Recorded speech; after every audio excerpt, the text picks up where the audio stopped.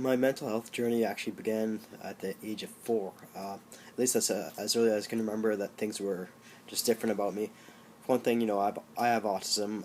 Like most people with schizophrenia have autism, and uh, at this around this time, this my anxiety was really showing up really bad. Like I had trouble eating. My parents would always get angry at me for eating too slow or not eating, and this lasted continued. I would actually often eat, try to eat, and then I'd end up throwing up the food, and my parents would think I was doing it deliberately, lock me in the closet, that sort of thing. And it wasn't until I was 10 when I got medication for the anxiety to help me out. Only I was put on like a tricyclic antidepressant. I've actually put a video where I talk about how I've been on medications since I was 10 years old. Tricyclic antidepressants are not for 10-year-olds; they're for elderly people. Uh, but yeah, nonetheless, though, like kind of what I want to kind of talk about is uh,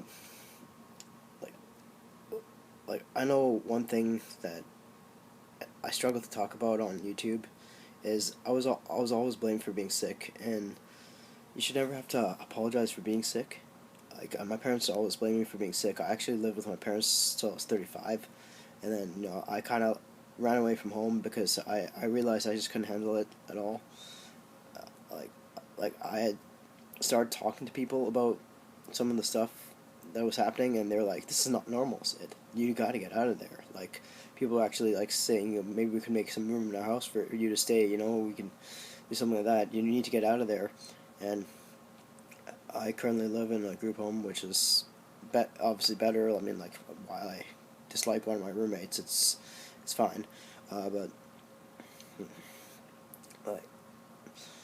like the thing is, when I was 10 years old, I was like about 55 pounds, and I was this height, 5'3", because I did tricycle antidepressants actually stutter growth. So uh, I was 55 pounds. You could see my ribs. I was dangerously skinny, actually extremely dangerously skinny, and now I'm nice and chubby.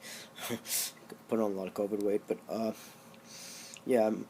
The thing is, I know my parents, my mom apologized, for, "Oh, we're sorry, we blame you for being sick," but then it kept on happening. Like I've talked about, in 2001 I had my first psychosis. That was the onset of like the actual onset of schizophrenia, and then she blamed me for that, and then she apologized, and then she blamed me for the next psychosis and apologized for that. And kind of the takeaway of this video is, I used to think, it was kind of weird, that some women who were like sexually abused would not speak out for a very long time, and it's just like kind of occurred to me that I was not really thinking very much. I mean, like uh,